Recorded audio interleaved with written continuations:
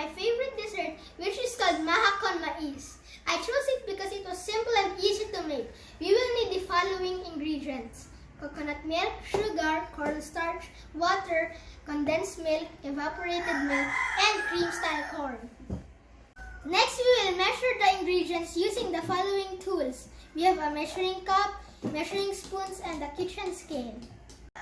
Next, we will weigh 200 grams of cornstarch.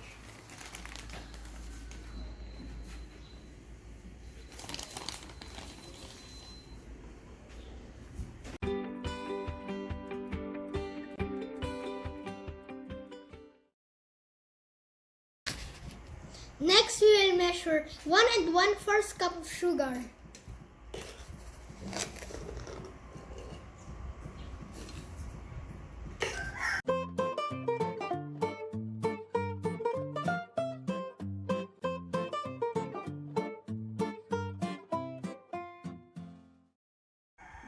Next, we will measure 1 cup of water to dissolve our cornstarch and save it for later.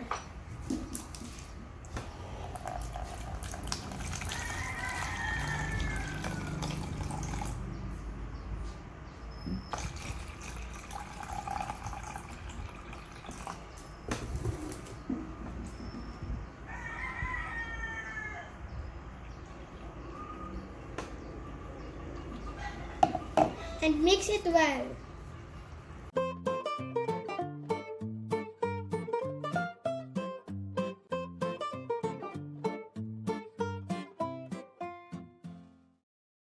Next, we will need a large cooking pan to mix all our liquid ingredients.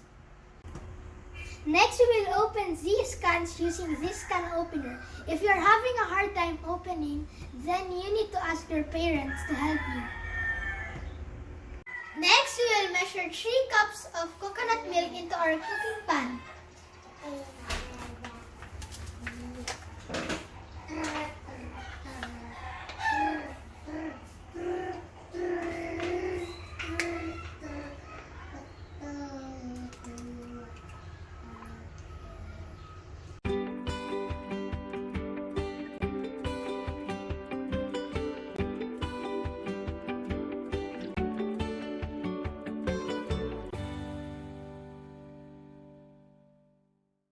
Next, we will add 2 cups of water.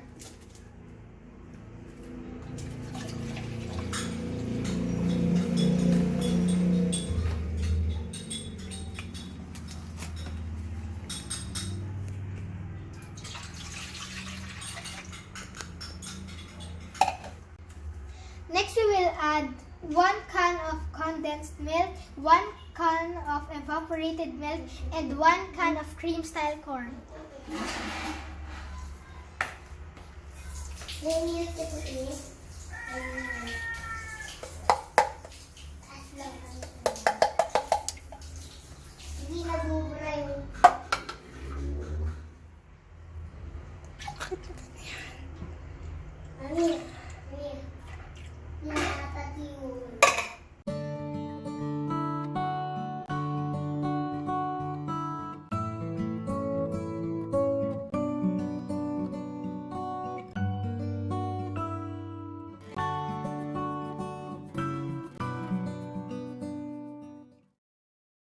Next, we will add the sugar.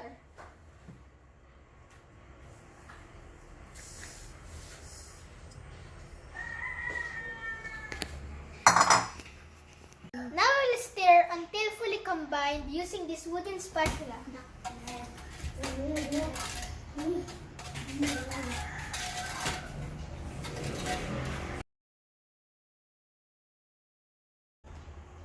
Next, we will turn on the heat to a medium fire and then stir continuously until it boils.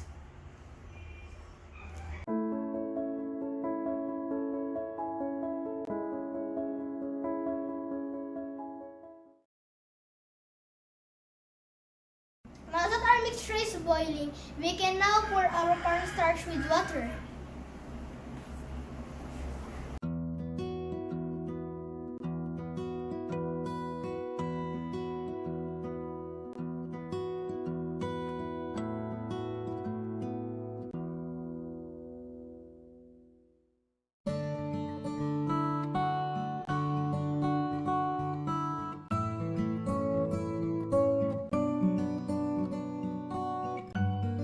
You will now start to notice that it is thickening. You have to stir it continuously to avoid lumps.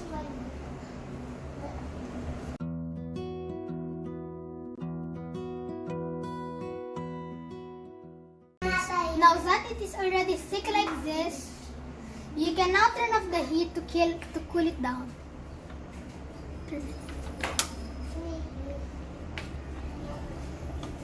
Prepare a pan where you can put your finished product.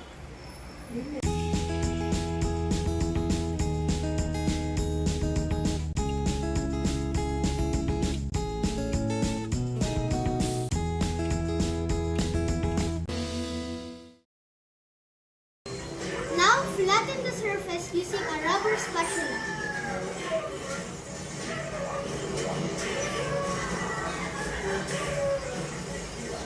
Let it completely cool before you put it in the refrigerator. Now let's top it with grated cheese using a grater. Hindi ko alam.